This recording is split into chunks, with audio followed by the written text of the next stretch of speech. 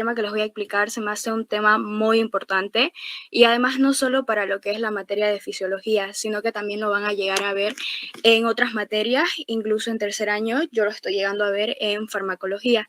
Es muy importante acerca de lo que es ver los efectos.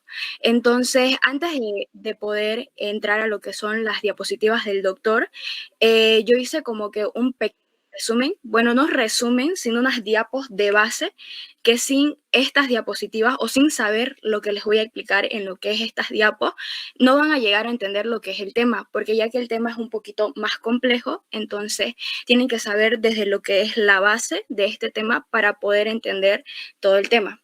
Entonces le voy a empezar proyectando.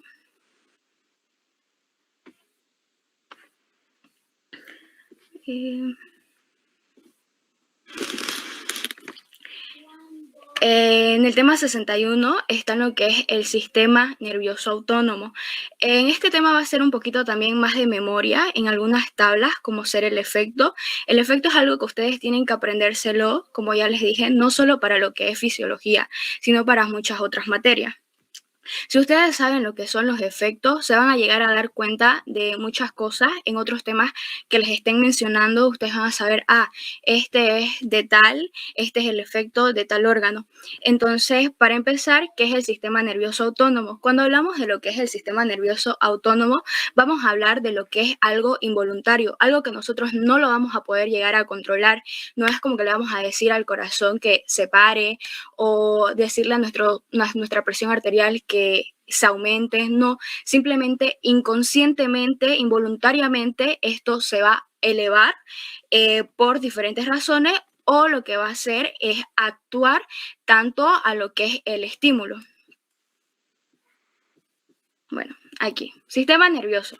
El sistema nervioso autónomo mantiene lo que es el equilibrio interno de lo que es el organismo, sin que nosotros tengamos que pensarlo conscientemente. A eso me voy, a que es involuntario, como la presión arterial, la frecuencia cardíaca, lo que son los músculos lisos. Por ejemplo, les voy a ir dando datos, por ejemplo, de cuánto es lo normal. Por ejemplo, la presión arterial, ustedes lo van a llevar en lo que es en segundo temario, pero más que todo en práctica, cuántos son sus valores normales. Y no solo en fisiología, sino que lo van a llegar a ver y lo van a utilizar durante todo el momento o en algunas prácticas. Por ejemplo, la presión arterial, todos sabemos que es de 120 a 80. Entonces, de 120 a 80 milímetros de mercurio. Luego, la frecuencia cardíaca, que son 60 a 100 latidos los normal. Luego, las frecuencias respiratorias, que van a ser de 12 a 20 respiraciones por minuto. Entonces, esto va a llegar a controlar lo que es la presión arterial, la frecuencia cardíaca, lo que es la digestión, la sudoración, la temperatura. Esto van a ser depende a la situación de la persona. Por ejemplo, si la temperatura está por encima, está elevada o está disminuida. Si está disminuida, lo que van a hacer es que los vasos va a haber una constricción, una vasoconstricción, y esto va a ser para que lo que es las glándulas sudoríparas no lleguen a secretar fluidos y entonces al contraerse van a tratar de lo que es aumentar y elevar la temperatura. Lo mismo, si la temperatura está muy elevada, lo que hace es que se va a vasodilatar y entonces la persona va a empezar a sudar, las glándulas sudoríparas van a crear lo que son fluidos y así lo que el cuerpo es que se va a enfriar. Entonces, para esto se mantiene lo que es una homeostasis. Luego la sudoración, como ya les expliqué, el diámetro de la pupila, una constricción o una dilatación. Cuando se dilatan, lo que se le dice midriasis y cuando se contraen, lo que se le dice miosis. Entonces, otras funciones autónomas. Entonces, esto es muy importante, saber que el autónomo principalmente es involuntario. Es lo que este sistema nervioso da una respuesta dependiente al estímulo o en la condición en la que nos encontremos. Vamos a decir que el sistema nervioso se va a dividir en dos, en simpático y parasimpático. Ustedes cuando ven y digan simpático se va a relacionar con lo que es el estrés, la emergencia, la actividad física, es decir, respuesta de lucha o huida. Entonces el simpático prepara el cuerpo para gastar energía y sobrevivir, mientras que el parasimpático lo tenemos presente cuando estamos relajados, en reposo, en la digestión, en conservación de energía. El parasimpático favorece a lo que es el descanso. Entonces es importante el simpático en momentos de estrés, emergencia, parasimpático en reposo y digestión. Y vamos a ver más adelante cómo actúan o cómo son sus efectos en diferentes órganos. Como le digo, estas diapositivas van a ser antes de entrar a lo que son las diapositivas del doctor, ya que es una pequeña base y algo que tienen que saber antes de entrar a lo que es a lo más complejo. Aquí hay una tablita de lo que son las diferencias. Vamos a tener simpático, parasimpático. Su función, como ya las había mencionado, simpático, emergencia, parasimpático, en reposo. Su origen va a ser en toracolumbar, el simpático. ¿Desde dónde? De T1 a L2, mientras que lo que es el parasimpático, cráneo sacro, van a estar relacionados acá a los pares craneales, que van a ser el 3, el 7, el 9 y el 10. Y en sacro, el Guyton dice desde S2 y S3, pero hay varias bibliografías que pueden llegar a decir que es S2, S4. Pero como dice el Guyton, S2, S3. Luego los neurotransmisores. Cuando ustedes les digan simpático, en los neurotransmisores que van a llegar a pensar es noradrenalina y adrenalina. Siempre. Noradrenalina, adrenalina. Parasimpático, acetilcolina. Siempre. Entonces, a esto vamos a ir más adelante viendo también que se le van a decir adrenérgico y colinérgico. Los adrenérgicos de adrenalina, noradrenalina y colinérgicos de acetilcolina. Los ganglios van a estar cerca de la médula en lo que es el simpático y el parasimpático cerca de los órganos. Vamos a tener lo que son cadenas y fibras también. Van a estar las fibras preganglionares como las fibras postganglionares. En las fibras preganglionares van a ser, en el simpático van a ser cortas, mientras que en el parasimpático van a ser largas. Mientras que son las fibras postganglionares, en el simpático estas van a llegar a ser largas, mientras que en el parasimpático van a llegar a ser cortas. Entonces, esta tablita es un poquito sencilla, bonita, que ustedes se lo pueden llegar a aprender para ustedes simpáticos, siempre pensar en adrenalina, noradrenalina. Parasimpáticos, siempre en acetilcolina. Vamos a entrar lo que es al sistema nervioso simpático. A ver, lo voy a presentar para que sea más grande. Aquí está.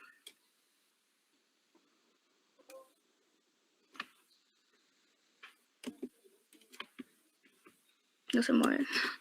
Aquí está. Pero lo que es... ¿cómo lo saco? Aquí. En lo que es el sistema nervioso simpático, como ya les había mencionado, su origen, de donde nace de lo que es la médula espinal, de T1 a L2. También se le puede decir D1 o T1, dorsal o torácica. Dorsal de D1 a L2. Y se le dice división toracolumbar. El trayecto está en lo que son las fibras, neuronas preganglionar y las postganglionar. Lo que hace, vamos a ver en las diapos del doctor, van a ser la imagen que van a hacer que están, a ver, la voy a buscar. Bueno, más adelante porque creo que no se llega a ver. Salen de lo que son la médula y hacen sinapsis con los ganglios simpáticos. Y estos, luego, los nervios simpáticos van hacia cualquier órgano efector. Entonces, las neuronas postganglionares. La cadena simpática o cadena paravertebral, estas ambas están al lado de las columnas y su función va a ser distribuir señales simpáticas al corazón, a los pulmones, a los vasos, a las glándulas y a las vísceras. Vamos a llegar a ver un poquito más adelante sus diferentes efectos en el corazón. Por ejemplo, el simpático en el corazón va a haber aumento de contracción, va a haber mayor aumento de lo que es la frecuencia cardíaca, y mientras que en lo que es en el parasimpático va a disminuir lo que es la frecuencia cardíaca y además va a disminuir lo que es la contracción. En cambio, en los pulmones van a ser diferentes. En los pulmones, en un simpático, lo que hacen los pulmones, lo que hace, se van a broncodilatar, mientras que en lo que es el parasimpático se van a broncoconstricción. Y lo mismo en los vasos, va a haber una vasoconstricción y vamos a ver en diferentes órganos. Luego tenemos lo que es el sistema nervioso parasimpático. Su origen va a ser cráneo-sacro en los pares craneales. Ya anteriormente les había mencionado que era en el 3, en el 7, en el 9 y en el 10. Y en la región sacra de S2 y S3. Y importancia de lo que son los nervios vagos, que van a controlar mayormente lo que es todo parasimpático, va a controlar lo que son el corazón, el pulmón, los tubos digestivos. Aquí van a estar lo que es el estómago, el esófago, el intestino delgado, que en el intestino delgado, ustedes saben, está el duodeno, yeyuno e ilio. El que es inmóvil es el duodeno. ¿Esto por qué? Por los músculos de Treis. Entonces, este es algo inmóvil, mientras que lo que es el yeyuno y el ilion son móviles. Y luego también van a estar los proximal, van a estar su importancia del nervio vago también en el tercio proximal, en el proximal de lo que es el colon.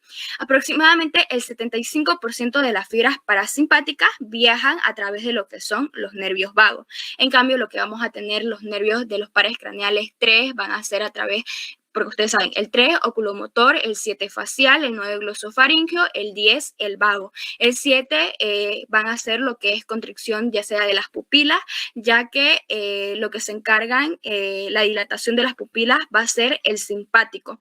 Luego vamos a tener el 7, que va a ser lo que es el facial, el 9 el glosofaringeo, que van a ser lo que son las glándulas parótidas, mientras que en el facial van a estar la submandibular, van a estar lo que son las nasal, van a estar también en las lagrimales. Ahora, los neurotransmisores. Los neurotransmisores del sistema nervioso autónomo, como ya les había mencionado, va a estar lo que es la adrenalina, noradrenalina, que esta va a ser mayormente usado por las neuronas simpáticas postganglionares. A esto se le va a llamar sistema adrenérgico, también ya se lo había mencionado. Y la acetilcolina lo usan para todas las neuronas preganglionares, parasimpáticas, postganglionares y algunas simpáticas, como lo vamos a ver en el sudor.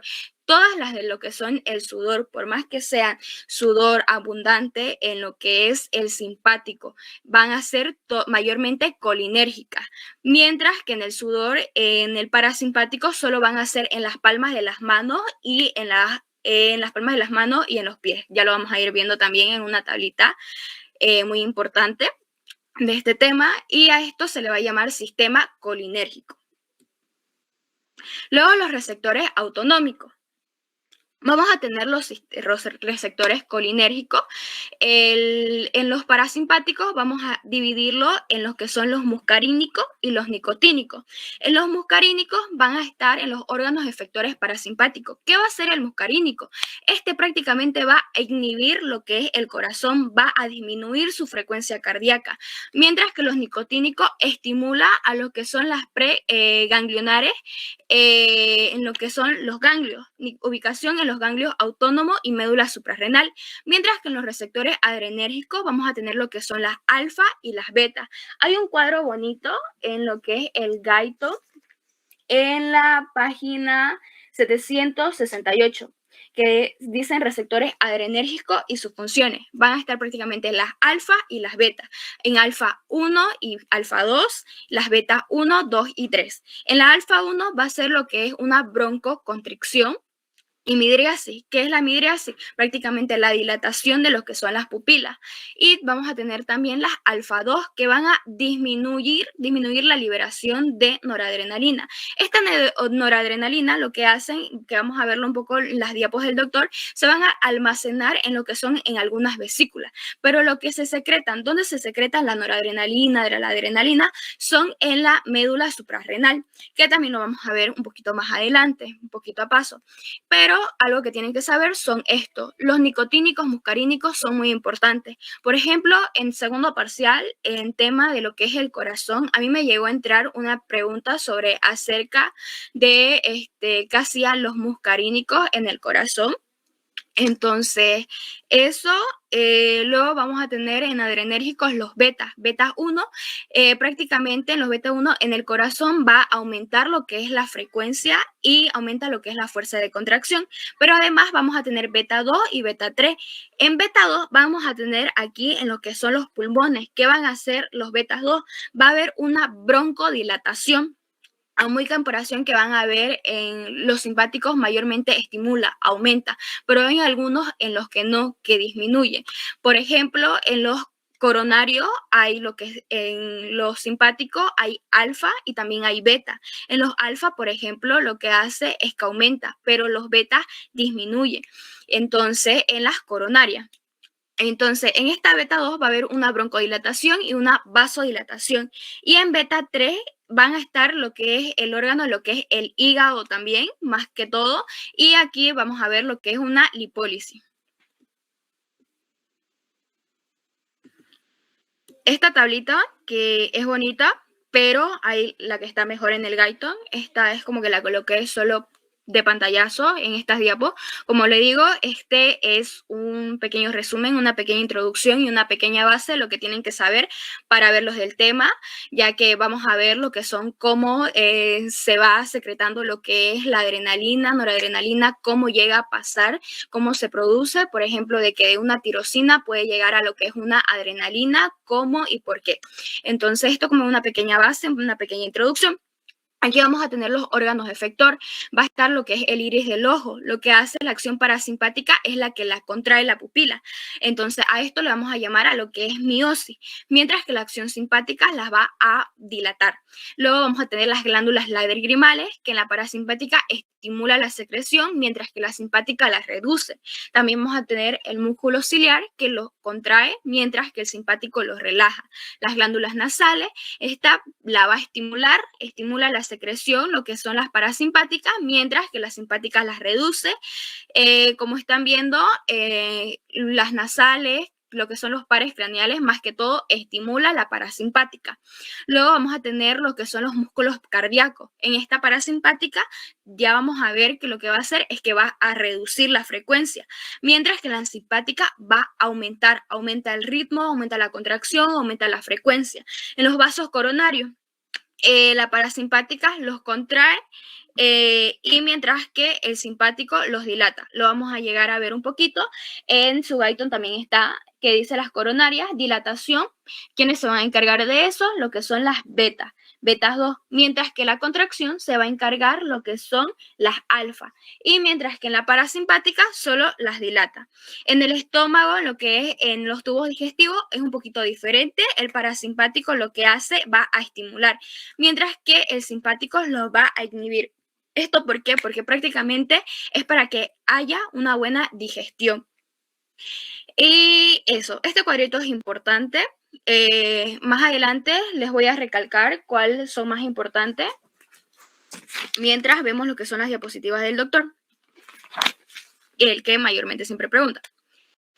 Luego vamos a pasar a lo que son las médulas suprarrenal. La médula suprarrenal actúa como un ganglio simpático modificado. Libera los que son adrenalina y noradrenalina. Aunque no es parte del tema, también liberan los que son cortisol, pero como les digo, no viene parte del tema. 80% adrenalina, 20% noradrenalina. ¿Qué hace? Amplifica lo que son las respuestas simpáticas. Luego también vamos a ver en este tema lo que son tonos autonómicos. Aunque no exista lo que es un estímulo fuerte, el sistema nervioso autónomo siempre mantiene una actividad basal. El tono simpático mantiene lo que es la presión arterial y también una vasoconstricción basal, mientras que el parasimpático hace que disminuya la frecuencia cardíaca en baja cuando estamos en reposo. Por ejemplo, cuando estamos echados, entonces no se va a aumentar mayor la frecuencia, sino que va a disminuir y se va a mantener en fases de reposo para una mejor estadía, ya que sería un poquito raro que mientras nosotros estamos echados, nuestra frecuencia cardíaca aumente. Eso puede llegar a ser un poco de alteración. Por ejemplo, en respiratorio tenemos lo que es disnea. Ustedes supongo que lo han visto en bacterio, que disnea es la falta de aire, mientras que tenemos disnea de tipos grados, grado 1, grado 2, grado 3, grado 4. El grado 1 siento que es el más normal porque se hace cuando son actividades físicas, cuando estás corriendo, cuando estás trotando. Entonces es normal. El tipo 2 cuando cuando estás haciendo actividades disminuidas, como subir escalera. Grado 3, cuando estás haciendo actividades de colocarte una polera, caminar, algo muy normal, pero fase 4 es en reposo. Entonces sería algo alterado, cuando te falta el aire en reposo. Entonces sería un poco ilógico que nuestra frecuencia cardíaca esté elevada en un momento de reposo. Mientras que el simpático mantiene lo que es la presión arterial. Nuestra presión arterial, yo los había mencionado, es de 120-80. 120 sistólica, 80 lo que es diastólica. Esta prácticamente cuando está disminuyendo, lo que hacen es que se activan lo que son los vasoreceptores. Están lo que son los vasoreceptores, los quimiorreceptores. Eso lo van a ver un poquito más adelante en su segundo parcial. El doctor prácticamente les dice que los vasoreceptores son cuando uno aumenta lo que es su presión arterial, es al susto, a cualquiera, lo que hace es que se activan los vasoreceptores y estos vasoreceptores hacen que nuestra presión de lo que bajó aumentó vuelvan a valores normales. Y lo mismo, pero los quimiorreceptores, cuando pasa o es menor a 50 milímetros de mercurio, entonces ahí recién se activan los que son los quimiorreceptores. Mientras los vasoreceptores siempre están presentes en el momento de cualquier pequeño o en segundos aumenta nuestra presión arterial, rápidamente la repone y lo vuelve en valores normales. Algo que yo siempre lo aprendí, o una mnemotecnia, es sebas y cookies, de su origen. Sebas por seno carotidio y porque en su origen son los vasoreceptores, y cookie de cuerpo carotidio y los quimiorreceptores. Luego vamos a ver el control central del sistema nervioso autónomo. Yo supongo que esto las han ido explicando en temas anteriores, porque se habla de lo que es el hipotálamo, el tronco encefálico, el sistema límbico. El hipotálamo, que es el principal centro de control autónomo, que este controla lo que es la temperatura, controla lo que es la hambre, la sed, la conducta emocional. Luego tenemos el tronco encefálico, que controla lo que es la respiración, la frecuencia, la presión arterial, el ritmo cardíaco. Incluso cuando la frecuencia cardíaca se dice, o bueno, cuando lleguen en fisiopatología, van a ver que lo que la migraña se da por una afección a lo que es el tronco encefálico. Entonces, también se dañan lo que son los núcleos de RAFE, el núcleo dorsal de RAFE, el núcleo magno de RAFE y también lo que son los locus coeruleus. Esto, como ustedes ya lo habían mencionado, bueno, como ya escucharon anteriormente, lo que hace el núcleo de RAFE secreta lo que es serotonina, los locus coeruleus, las catecolaminas. Entonces hay una afección o no hay un buen funcionamiento o una buena secreción de estos neurotransmisores. Entonces, por eso se dice que la migraña es por temas de una afección del tronco encefálico. Luego tenemos el sistema límbico, que ustedes esto lo han llegado a ver en neuroanatomía y también en fisiología, que esta está relacionada con respuesta autónoma, cuando alguien tiene miedo. Entonces, cuando uno llega a tener miedo, prácticamente lo que hace al miedo es que uno empieza a sudar, su frecuencia cardíaca, se activa el simpático, entonces lo que hace es que aumenta la frecuencia cardíaca. Entonces a esto puede llegar a haber una taquicardia. Cuando ustedes saben cuando es una mayor frecuencia, mayor relativo de 100, se le dice taquicardia. Cuando es menor a 60, porque lo normal es de 60 a 100, cuando está disminuido a 60 se le dice bradicardia. Igual en respiración, se dice taquinea cuando es mayor y bradinea cuando es menor. De la frecuencia respiratoria, lo normal es de 12 a 20. Y también hacen lo que es unas pupilas dilatadas. Las pupilas se dilatan ante el miedo. Entonces, lo que hace es una midriasis. Luego tenemos los reflejos autónomos, que esto ya los había hablado, que son los vasoreceptores, que controlan lo que es la presión arterial. Si la presión sube, disminuye la actividad simpática, entonces va a disminuir, aumenta la parasimpática. Resultado, baja la frecuencia cardíaca. Luego los reflejos gastrointestinales controlan lo que es la motilidad y las secreciones. Esto que son los fármacos, esto no es importante. El doctor William no llega a preguntar medicamentos, no llega a preguntar enfermedades. Ustedes saben que él no se centra en enfermedades. En lo único que he llegado a ver que pregunta enfermedades ha sido en los soplos cardíacos, que eso lo van a ver en segundo temario. Pero aquí también están fármacos importantes, que son los beta bloqueadores. Bloquean los beta 2, ejemplo, el propanodol, disminuye la presión arterial, la frecuencia cardíaca, la atropinina bloquea lo que son los receptores muscarínicos y saben que ustedes los muscarínicos inhiben lo que es la frecuencia cardíaca. Entonces, al haber y bloquear esto, va a producir aumento, entonces va a producir una taquicardia. Luego tenemos un ejemplo muy común, el salbutamol, que el salbutamol es para el asma. ¿Qué hacen? Es que es un agonista, entonces lo que hacen es tratar de broncodilatar para que el paciente pueda llegar a respirar, porque en un paciente asmático se broncoconstruye, entonces lo que hace es que produce lo que es disnea. Entonces lo que buscan es vasodilatar para que pueda llegar a respirar mejor, pero lo que no saben es que también pueden llegar el salbutamol a tener otros efectos, como la taquicardia, aumenta lo que son las respiraciones cardíacas, además de broncodilatar. Y eso sería lo más importante antes de entrar a lo que es el tema. ¿Alguien tiene alguna duda hasta aquí?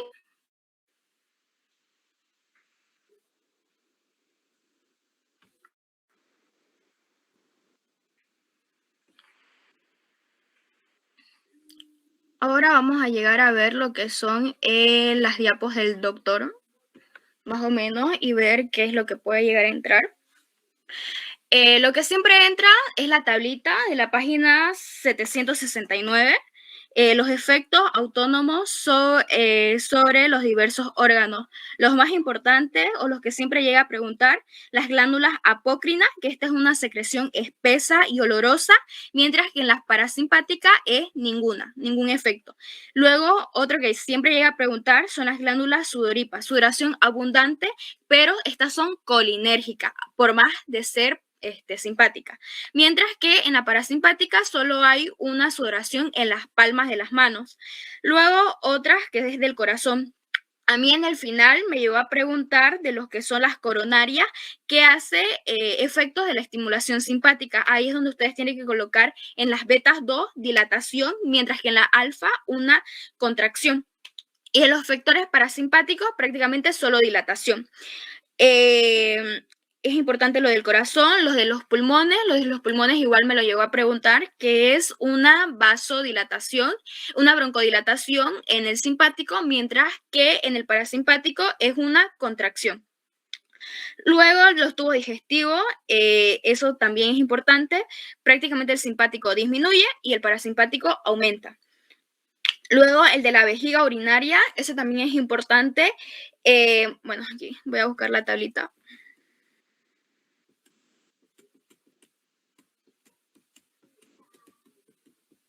Es este. En este es importante, y vamos por la vejiga urinaria. En el simpático, el destrusor, hay una relajación, mientras que en el parasimpático una contracción. Pero lo que es el trigono, los esfínteres, en el simpático hay una contracción, mientras que en el parasimpático una relajación. Luego también puede que sea importante o puede llegar a preguntar lo que es del pene, que en el simpático hay una eyaculación, mientras que en el parasimpático una erección. Luego, lo tengo como anotado. Solo eso, lo más importante, siempre llega a preguntar los de los pulmones, los de los tubos digestivos, el del corazón. A mí me preguntó el del corazón, el de los pulmones y también el de tubo digestivo en algún momento. Bueno, vamos a ir viendo otra vez. Y ya he mencionado varias cosas, pero aquí está más completo. Ok. El sistema nervioso autónomo, como ya les había dicho, este es involuntario, es rápido, intensiva su respuesta, es al instante, como les dije, el simpático ante el estrés, ante la emergencia, prácticamente la adrenalina, prácticamente se estimula muy rápidamente.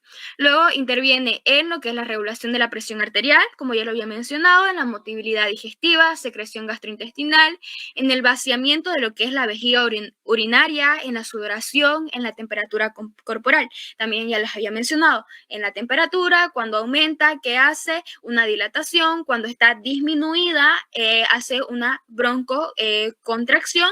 ¿Para qué? Para que las glándulas sudoríparas, estas no haya ningún fluido y entonces pueda llegar a aumentar la temperatura. Entonces es muy importante el sistema nervioso. Aquí está, se divide en simpático, en parasimpático.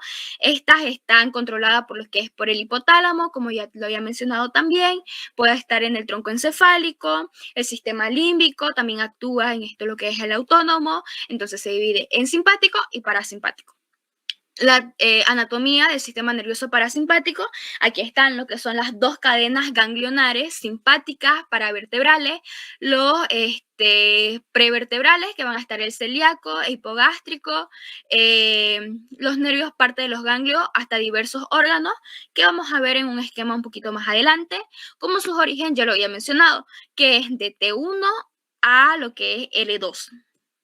Aquí está. A esta tabla me voy, a este esquema.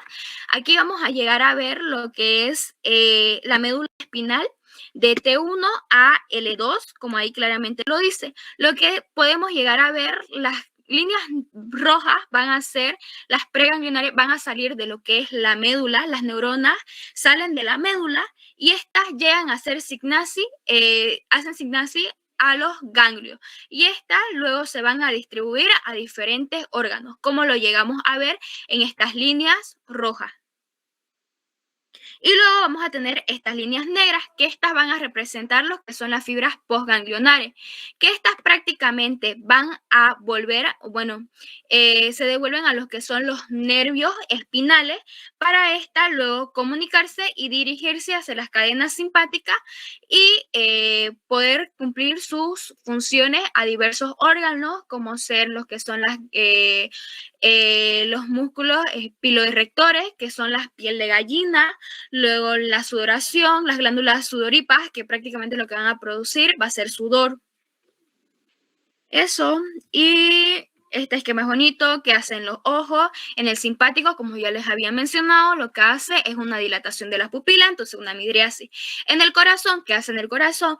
Va a aumentar la frecuencia cardíaca y además también va a aumentar la contracción. En los bronquios va a producir ¿qué? Una broncodilatación. En el tubo digestivo, prácticamente lo que le dije, en el simpático disminuye.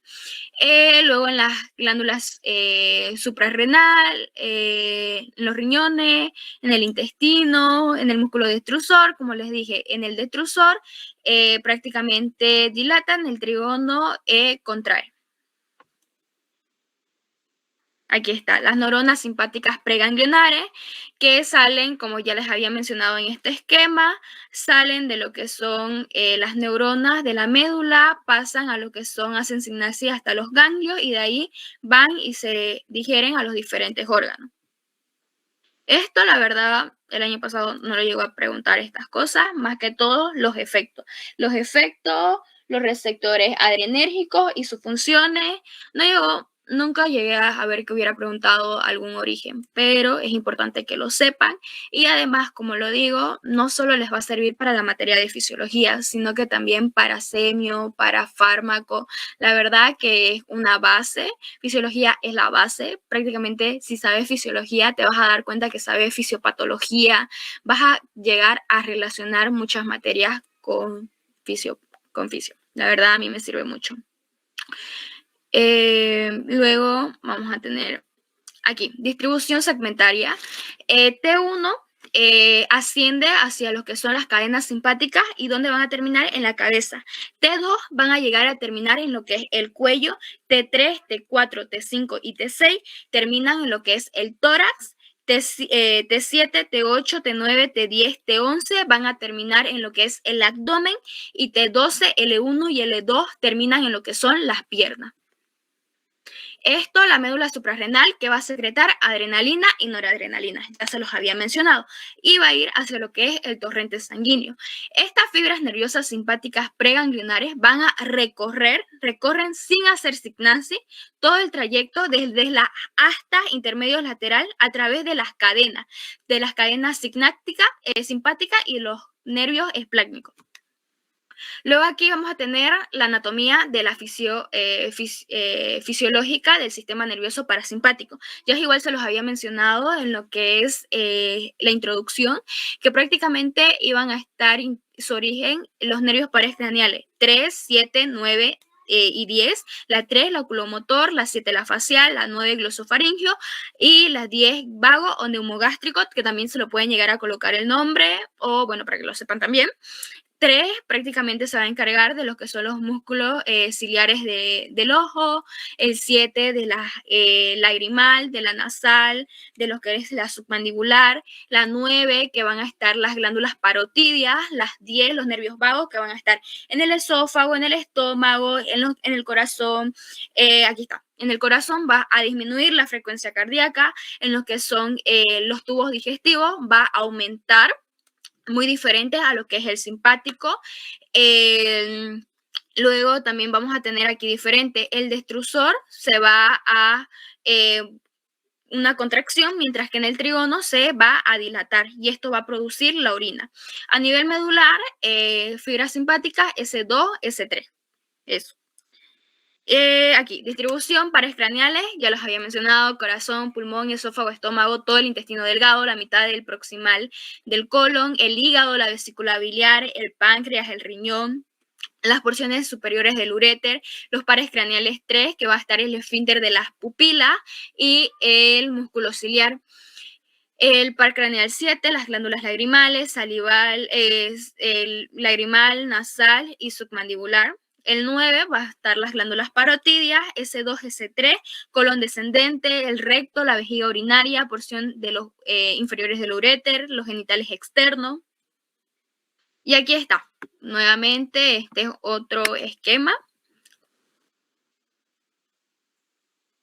Aquí lo que les había mencionado, la secreción de la acetilcolina, fibras colinérgicas, la noradrenalina, fibras adrenérgicas. Ustedes, siempre que escuchen colinérgica, vamos a hablar de acetilcolina. Cuando digan adrenérgica, de noradrenalina. La mayoría de las neuronas postganglionares del simpático, adrenérgica. Y de las colinérgicas de acetilcolina vamos a ver tanto simpático como parasimpático. Por ejemplo, excitan las neuronas postganglionares, tanto simpáticas como parasimpáticas.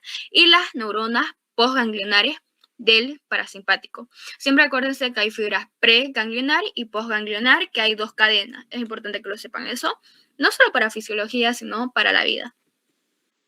Las terminaciones, como ya les había mencionado, acetilcolina, parasimpático, noradrenalina, simpático. Mecanismo de secreción. La verdad, secreción de acetilcolina, noradrenalina por terminaciones nerviosas postganglionares. Estas se van a, acetilcolina y noradrenalina se sintetizan y se almacenan en unas dilataciones bulbosas que se les va a llamar lo que son varicosidades. Tienen una gran cantidad de mitocondria y que proporcionan ATP, adenosín trifosfato. Y este adenosín trifosfato, ¿cuál es la función de las mitocondrias? Energía. Entonces, para activar lo que son la síntesis de acetilcolina y noradrenalina, adrenalina. El potencial de acción despolariza. Ustedes ya lo habrán visto en temas el 6, el 7, el 8. Ustedes saben que la tabla y la curva, que eso siempre tienen que aprender. Curvas. El doctor siempre pregunta curvas.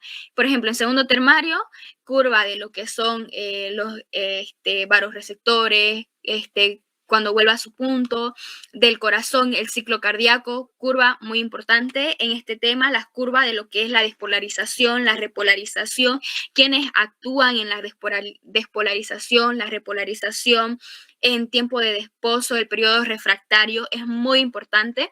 Entonces, en la despolarización, siempre el sodio y lo que es el calcio. Y en lo que es la repolarización, el potasio. Cuando hay aumento de potasio, se le llama hiperpolarización. Despolarización, solo sodio aumenta, calcio, y la repolarización, potasio. Eso. Entonces, aquí el mecanismo de transmisión, la despolarización, terminales desde la permeabilidad de las membranas, de lo que es el calcio, iones que terminan intervenciones, su contenido hacia lo que es el exterior. Aquí vamos a llegar a ver lo que es síntesis de acetilcolina y su eliminación durante la acción. La acetilcolina se sintetiza en terminaciones finales, en lo que es en las varicosidades, en las fibras colinérgicas, donde se llegan a almacenar en unas vesículas hasta que se llegan a liberar. ¿Cómo va a ser su síntesis? Literalmente está como una tablita, bueno, no tablita, pero de cómo pasa a acetilcolina. A mí me gusta estudiarlo mucho, que es de la acetil-CoA más colina por la acetiltransferasa de colina pasa a ser lo que es acetilcolina. Eso. Persisten en lo que es tejido en cuantos segundos mientras transmite una señal nerviosa. A continuación vamos a llegar a ver lo que es noradrenalina, adrenalina. Aquí síntesis de la noradrenalina. Van a ver que tiroxina es otra cosa con X a que con S. Vamos a ver la formación de tirosina por una hidroxilación pasa a dopa. Y de dopa por una descarboxilación pasa a dopamina. Y transporta de la dopamina hacia lo que son las vesículas, que es donde se llegan a almacenar, como lo habíamos mencionado. La dopamina, nuevamente por una hidroxilación, va a pasar a lo que es una noradrenalina.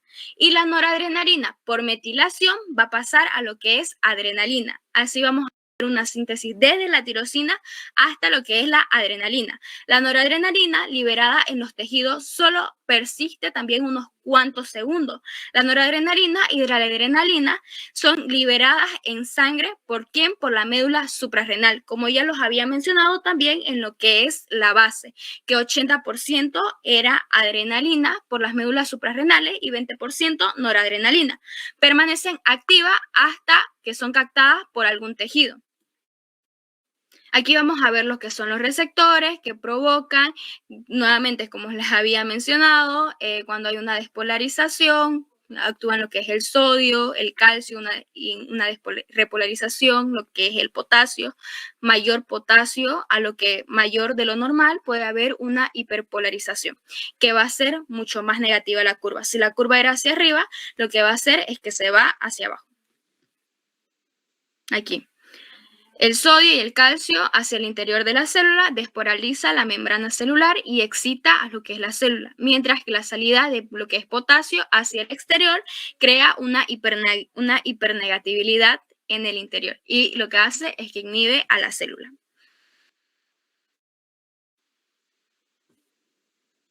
Aquí, nuevamente, como ya les había mencionado, los muscarínicos lo que van a hacer es que van a inhibir a lo que es el corazón.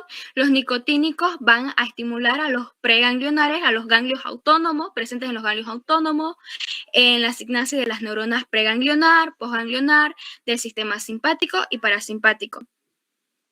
Los receptores adrenérgicos, que vamos a tener los receptores alfa, los receptores beta, estimulados por lo que son la adrenalina y noradrenalina, y en los receptores beta, estimulados mayor que todo, adrenalina y menor cantidad, lo que son la noradrenalina. Los efectos de la adrenalina y noradrenalina sobre diversos órganos efectores están determinados por el tipo de receptor que los posea, como ser en las alfas, por ejemplo, lo que les dije, beta 1, aumenta lo que es la actividad de lo que es la contracción, la frecuencia cardíaca del corazón, mientras que los betas 2 va a haber una broncodilatación. Aquí.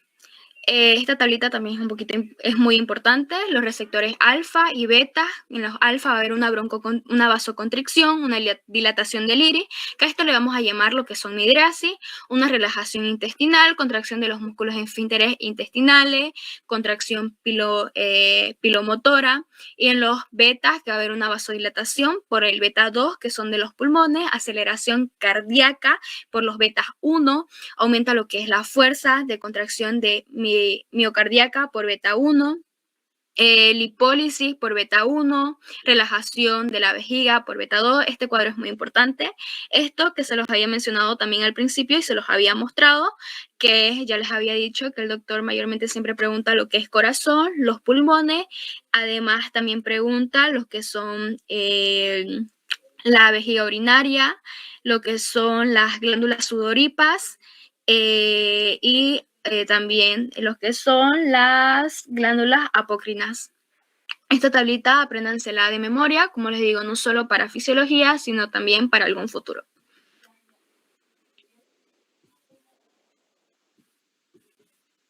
Y aquí también, ya les había mencionado, la función de lo que es la médula suprarrenal estimula la estimulación por los nervios simpáticos, hace que se van a liberar gran cantidad de adrenalina y noradrenalina hacia lo que es la circulación sanguínea.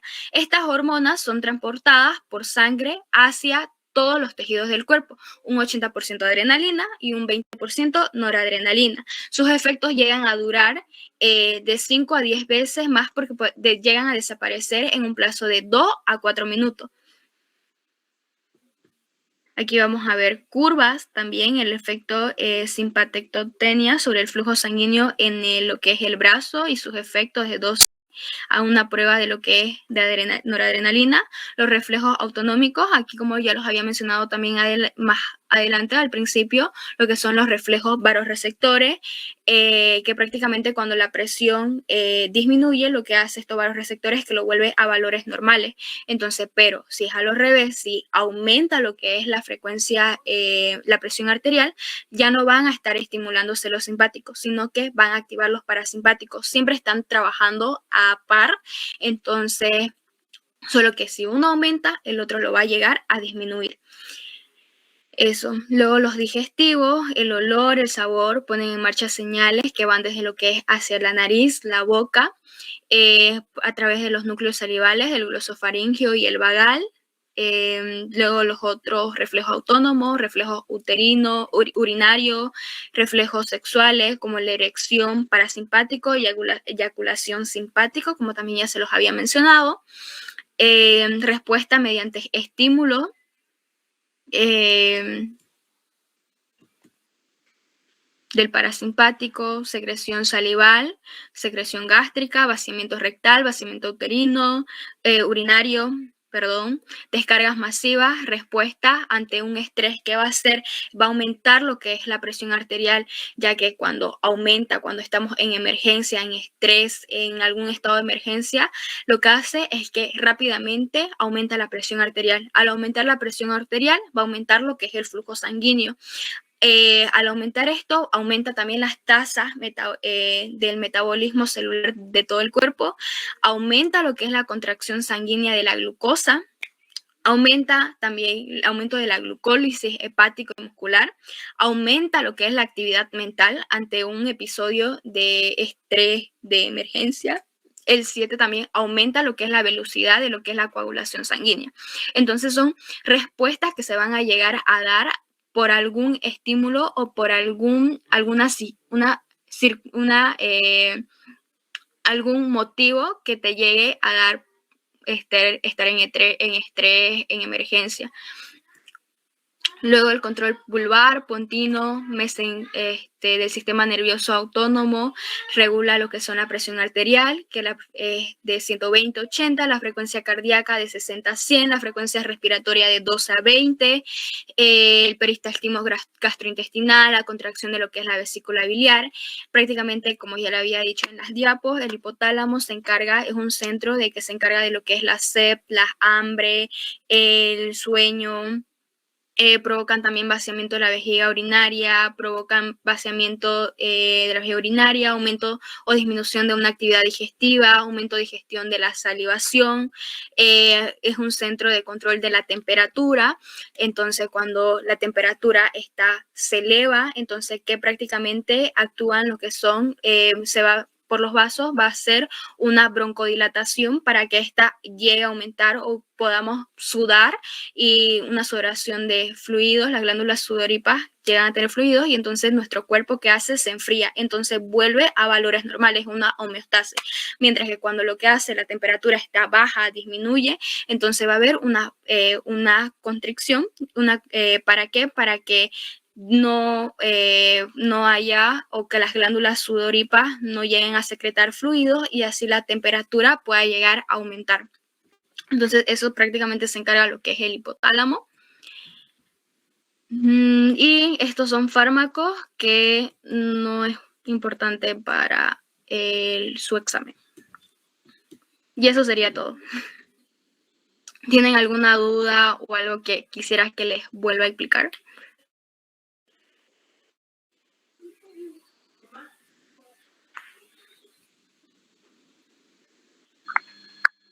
Ninguna duda, chicos, todo claro entonces.